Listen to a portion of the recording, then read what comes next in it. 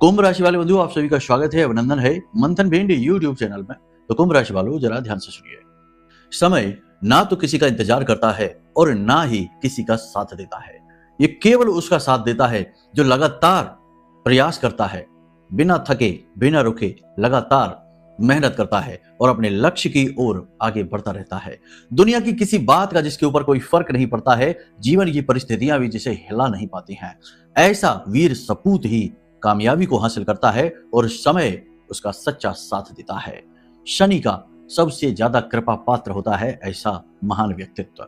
लेकिन बंधुओं, ये व्यक्तित्व कोई आसमानी ख्वाब नहीं है, ये एक साधारण व्यक्तित्व है। हर व्यक्ति यही कर रहा है, हर व्यक्ति लगातार मेहनत प्रयास अभ्यास यही तो कर रहा है। फिर भी कहीं ना कहीं कुछ ना कुछ खामियां रह ही जाती हैं। कभी कभी आप अपने द्वारा की गई गलतियों का फल भोगते हो, या यूं कहें कि कुफल भोगते हो, और कभी कभी दूसरों के द्वारा की गई गलतियों की सजा आपको मिलती है। दूसरे के ग्रह नक्षत्र आपको परेशान करते हैं।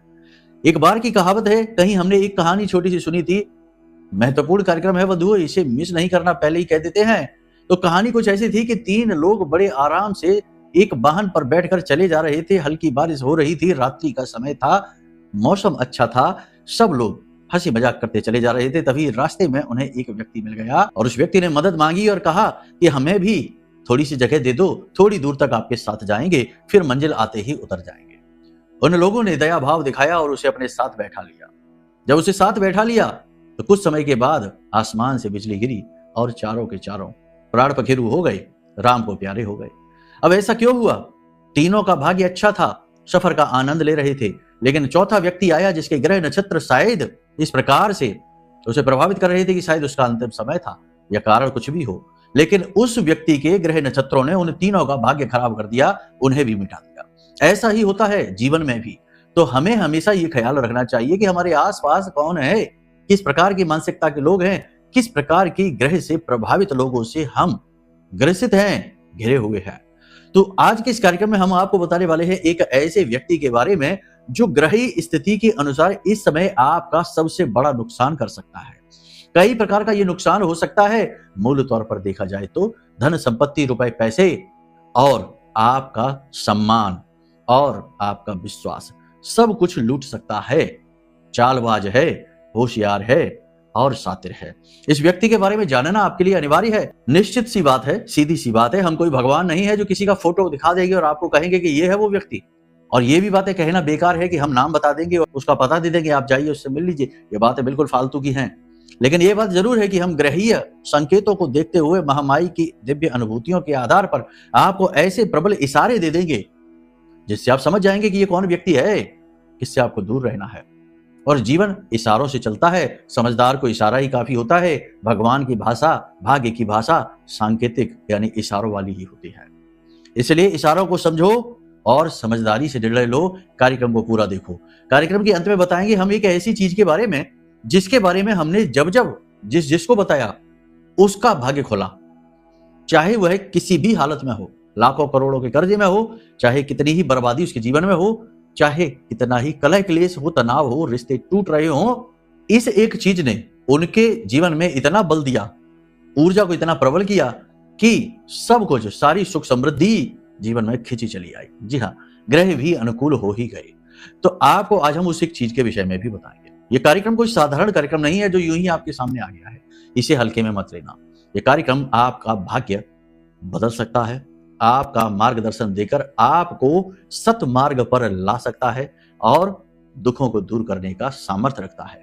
बस इसे अंत तक देखना है, ठीक है? चलिए महामाई का नाम लेते हैं, माई के दर्शन करिए, दिव्य दर्शन, और पूरे भाव के साथ कमेंट बॉक्स में लिखिए, जय मां बगलामुखी कृपा करो। बड़े अभागे होंगे वो लोग जिनके मन में ये भाव भी ना आया हो कि कम से कम माई से मां बगलामुखी तो कह दें, जय मां बगलामुखी कह दें, एक जयकारा ही लगा दें। हाथ ही कांप गए होंगे कलयुग के प्रभाव में लोग जो हैं उनके। हमसे तो कोई कहे तो हम तो दिन भर जीवन भर ये लिखते रहें, कहते रहें। खैर कोई बात नहीं, जिसका भाव जैसा है उसे वैसा ही मिलता है। साथ ही साथ ये लिखना कि हे महामाई, हम आपके बालक हैं, बच्चे हैं, आपकी शरण में हैं, हमारा उद्धार करो। बंधु, नवरात्रि का विशेष दिव्य पर्व आ रहा है 15 जुलाई से। गुप्त नवरात्रि है, सबको पता भी नहीं चलेगा इनके विषय में, लोगों को जानकारी ही नहीं है। समस्या तो यही है कि आज के समय में लोगों को असली और जरूरी चीजों के बारे में ज्ञान ही नहीं है।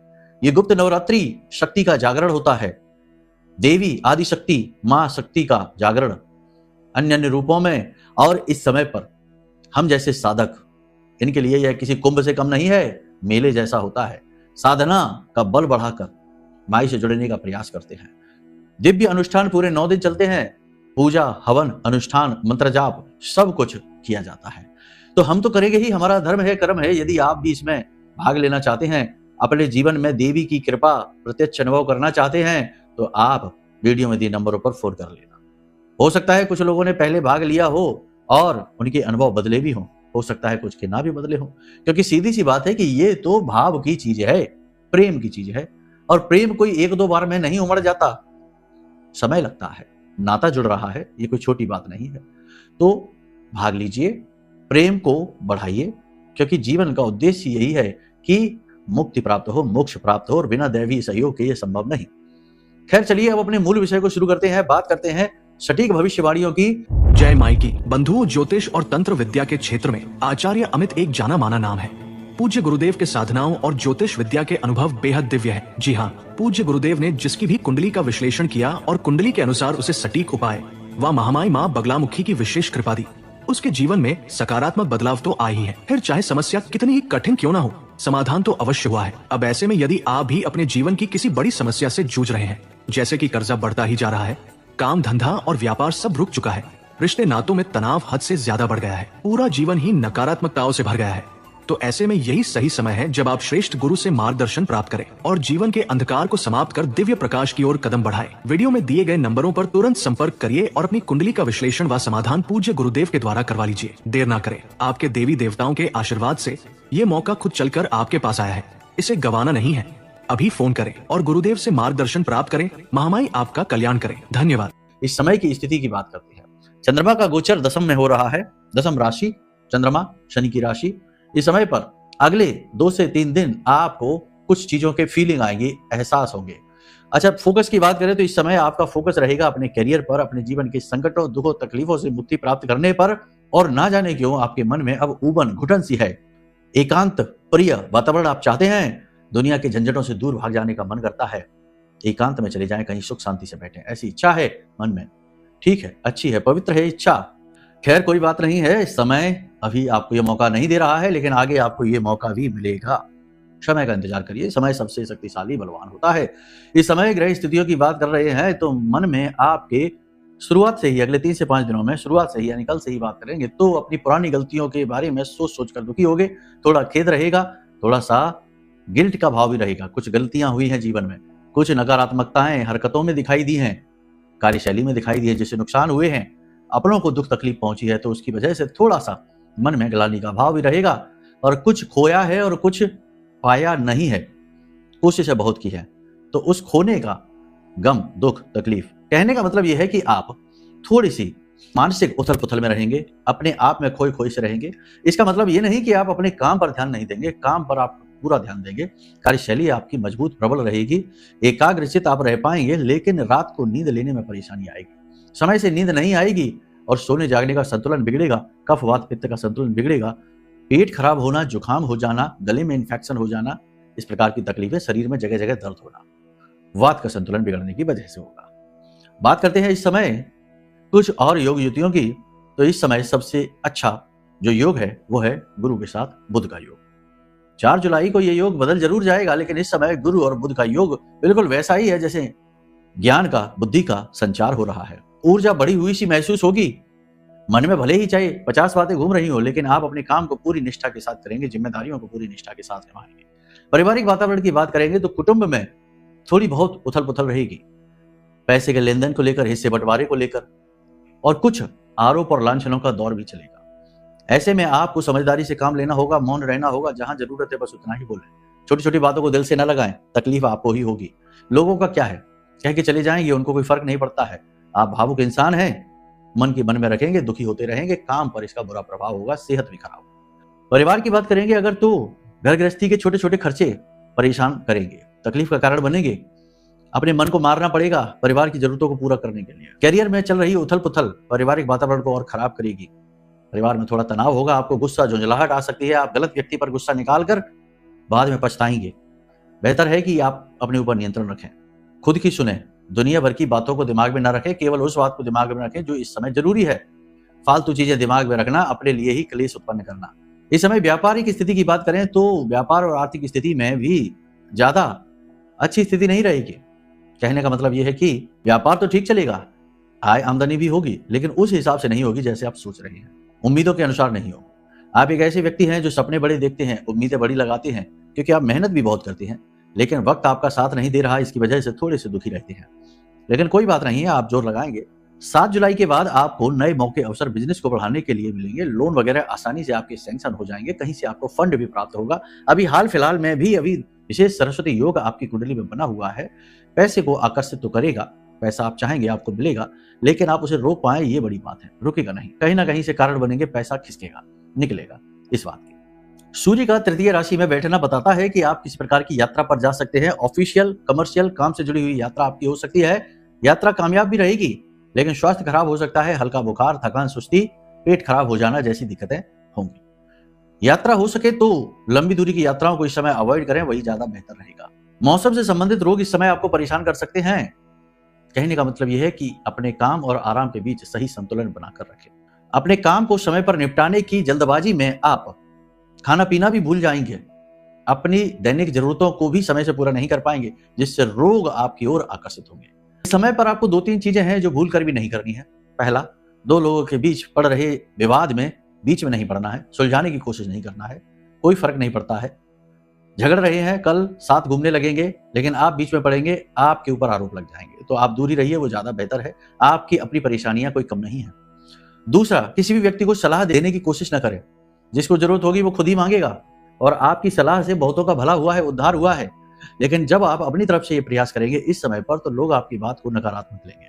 तीसरा और सबसे महत्वपूर्ण कि चल रहे विवादों में बड़ी जागरूकता के साथ सोच समझकर फूंक फूंक कर कदम उठाएं, जैसे कि कोर्ट कचहरी का विवाद है, प्रॉपर्टी का विवाद है, बिजनेस व्यवसाय का विवाद है, किसी भी प्रकार का, यहाँ तक कि घरेलू विवाद भी, पति पत्नी के बीच का विवाद भी है, वहां पर भी भावनाओं में बहकर एकदम भड़के ना, क्रोधित ना हो, शब्दों से नियंत्रण न खोएं, वरना आप और ज्यादा परेशान हो जाएंगे, अपने लिए नई मुसीबतें मोल ले लेंगे।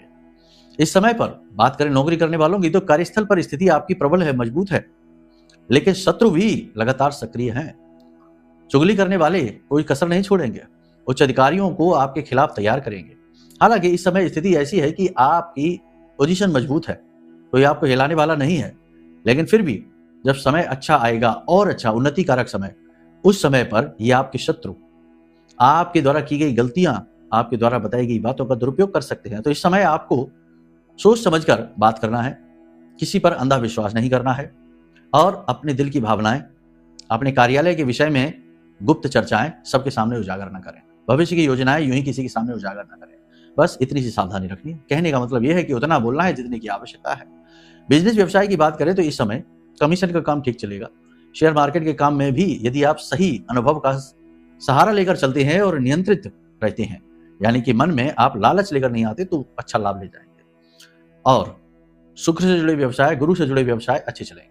मतलब कि टीचिंग का काम है, वकील है, डॉक्टर है, दवाइयों का काम है, ये अच्छा चलेगा। और डेयरी प्रोडक्ट का काम है, यानी मिल्क इंडस्ट्री है, वो अच्छा चलेगा, उससे काम। खेतीबाड़ी का काम भी ठीक चलेगा। सौंदर्य प्रसाधनों का कार्य भी अच्छा चलेगा। प्रॉपर्टी से जुड़े कार्यों में थोड़ी बहुत तनाव की स्थिति हो सकती है, थोड़ा बहुत परेशान करने वाली स्थिति होगी, क्योंकि शनि की दृष्टि मंगल पर है। ये प्रॉपर्टी से जुड़े विवादों में धोखे को आकर्षित करती है। तो डॉक्यूमेंट पर बिना सोचे समझे साइन ना करें, बिना पढ़े साइन ना करें, और किसी भी व्यक्ति के बहकावे में आकर कोई भी नई डील, बड़ी डील ना करें, और लंबी चौड़ी मोटी रकम किसी भी डील में एकदम से खर्च ना कर दें। इस समय आप मानसिक अशांति का अनुभव कर रहे हैं, तो ये प्रबल स्थिति है जब आप गलत फैसले लेंगे। तो हो सके तो अगले 3 से 5 दिन कोई भी महत्वपूर्ण और बड़ा फैसला ना लें, इस समय को टालें। कुछ ग्रह गोचर हो जाने दो, शुक्र का गोचर है, बुध का गोचर है, इन्हें हो जाने दो, परिवर्तन हो जाने दो। वैसे भी इस समय शनि मंगल के नक्षत्र में धनिष्ठा में गोचर कर रहे हैं, और यह स्थिति और तनाव उत्पन्न करने वाली है, नए स्ट्रेस क्रिएट करेगी। तो इस समय को थोड़ा सा आप अवॉइड करिए। एक आध हफ्ते के बाद आपको फिर से गाइड करेंगे, मार्गदर्शन देंगे आपको, ठीक है? तब तक आप थोड़ा सा धैर्य से काम लीजिए। याद रखना कि इस समय और काल पर आपकी सफलता की चाबी केवल 3 चीजों में छिपी है। सफलता से मतलब यहाँ पर यह नहीं है कि लाखों करोड़ों की दौलत मिल जाएगी, आप दुनिया के राजा बन जाएंगे। ये कोई सफलता नहीं होती है। सफलता का मतलब यह होता है कि आप जहां भी हैं, जैसे भी हैं, जो भी कुछ आपके पास है, आप उसमें सुखी हैं, मन आपका शांत है। जहां सुमति तहां संपत्ति नाना, यानी कि आपके मन में शांति है, सुमति है। सुमति का मतलब है कि आपकी बुद्धि स्थिर है, व्याकुल नहीं है, वही सफलता है। तो सफलता के लिए आपको 3 सूत्र हैं जिन्हें फॉलो करना होगा। इन सूत्रों को फॉलो किए बिना आप शांति अनुभव नहीं करेंगे, चाहे आप लाखों करोड़ों की दौलत के ढेर पर ही क्यों ना बैठे। पहला सूत्र, दुनियादारी के बारे में ज्यादा नहीं सोचना है। ये दुनिया आप नहीं चला रहे, भले ही रिश्ते आपके हैं, बेटा बेटी है, भाई बहन है, माता पिता है, लेकिन सबके अपने कर्म है, सबकी अपनी यात्रा है, सबका अपना प्रारब्ध है, सबका अपना जीवन है। आप बस उनके सहायक हैं। सहायक का काम होता है सहायता करना, पालन करना नहीं। पालन तो भगवान करते हैं, ब्रह्म कर रहे हैं। जिसने ये संसार बनाया वही संसार को चला रहा है, हमारे आपके और सबके जीवन को चला रहा है। तो फिजूल की टेंशनबाजी ले लेकर खुद ही दुखी होते रहना, अंदर ही अंदर कुड़ते रहना, अपने आप को ही दंड देना, सजा देना, ये बिल्कुल भी जायज नहीं है, अपने साथ नाइंसाफी है। तो ये नहीं करना है, पहला। दूसरा सूत्र, विश्वास।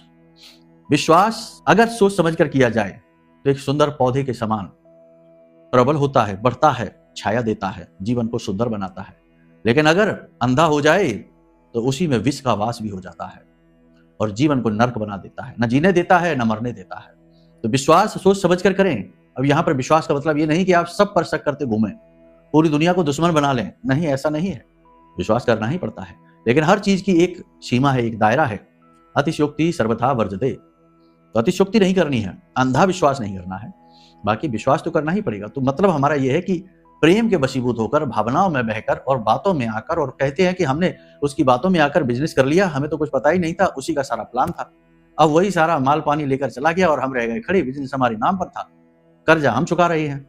बहुत सारी ऐसी कुंडलियां आती है हमारे पास, तो विष का वास हो गया ना। तो बस अंधा विश्वास। जीवन की चाबी अपने हाथ में ही रखिए, वो किसी को न दीजिए। और जिस पर आपने अंधा विश्वास किया, समझो अपने जीवन की चाबी उसे दे दी, लेकर भाग जाएगा। ऐसा बहुत होता है, सैकड़ों कुंडली ऐसी हमारे पास आती हैं, लोग रोते रह जाते हैं, कुछ नहीं होता। फिर एक बार जो चीजें हाथ से फिसल गई, नई चीजें आएंगी, लेकिन वो वापस नहीं आएगा। ये जीवन का नियम है, ठीक है। तो फिर विश्वास अंधा नहीं करना। तीसरा, स्वयं की खोज।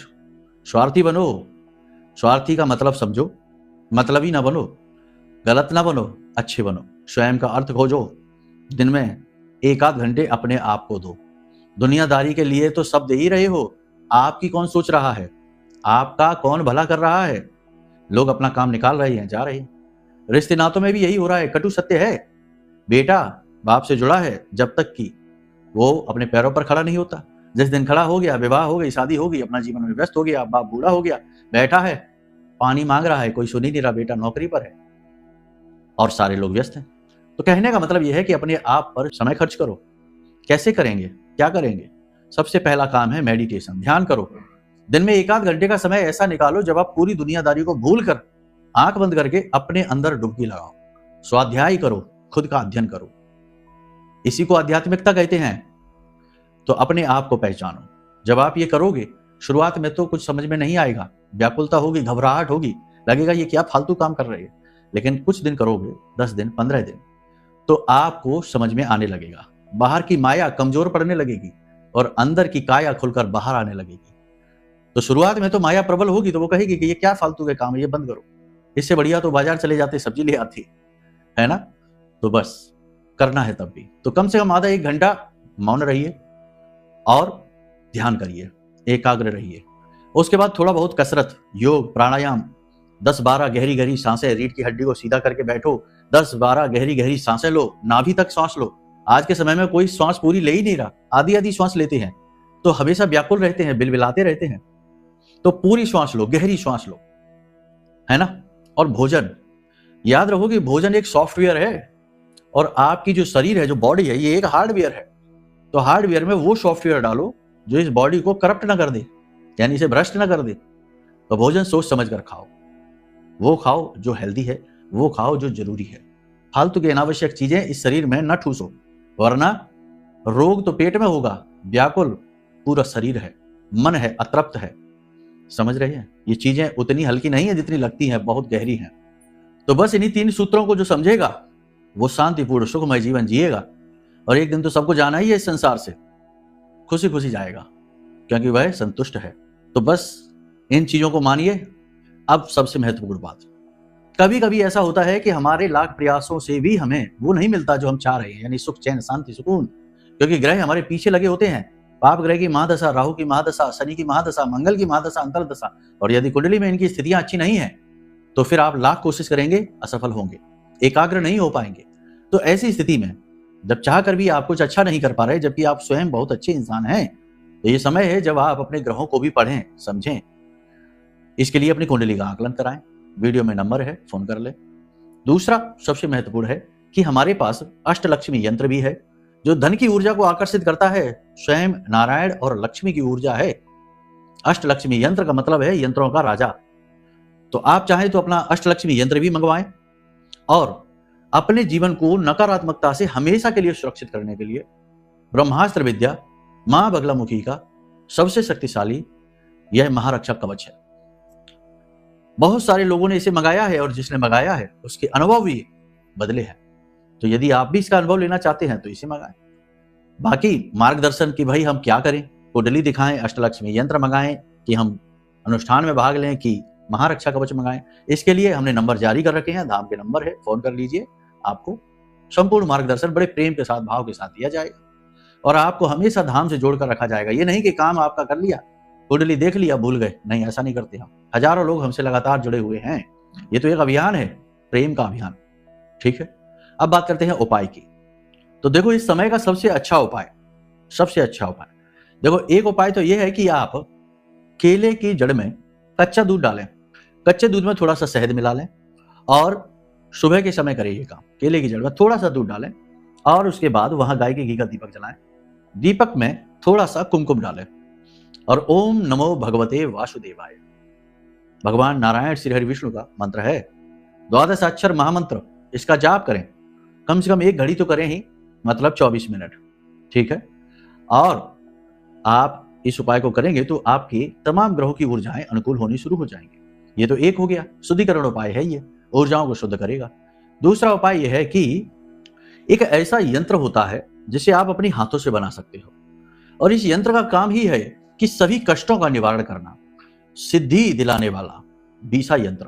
जी हाँ, तमाम शक्तियों को संग्रहित करता है, चाहे फिर मां बगलामुखी की शक्ति हो, चाहे लक्ष्मी माता की शक्ति हो, चाहे मां काली की शक्ति हो। तमाम शक्तियों को घनीभूत करता है और निगेटिविटी को जड़ से समाप्त कर देता है। लेकिन यह उपाय काम तभी करेगा जब आपकी कुंडली में कोई पाप ग्रह योग ना बना हो या फिर आपके ऊपर किसी ने कोई क्रिया ना कर रखी हो। जी हाँ, देखो, ये जो आप अपने हाथों से उपाय करते हैं ना, पूजा पाठ, हवन अनुष्ठान, मंत्र जाप या कोई यंत्र निर्माण, ये कार्य आपके हाथ से करना एक अलग बात और किसी सिद्ध पुरुष के हाथों से होना एक अलग बात है। दोनों के प्रभाव और ऊर्जाओं में काफी अंतर होता है। तो आप उन ऊर्जाओं को नहीं काट सकते जिन्होंने आपको रोक रखा है, जैसे कि किसी ने कोई तंत्र करवा रखा है, कोई बंधन करवा रखा है, तो ये उपाय काम नहीं करेगा। सीधी सी बात है, झूठ बोलने का कोई लाभ नहीं। तो ये सिद्ध कष्ट निवारक बीसा यंत्र क्या है, आपको वीडियो में ये दिखाई दे रहा है। आप इसे भोजपत्र लेकर आइए बाजार से। भोजपत्र पीले रंग का एक कागज होता है। अनार की कलम से, अष्टगंध की स्याही से इस यंत्र को बनाइए पूरे भाव के साथ।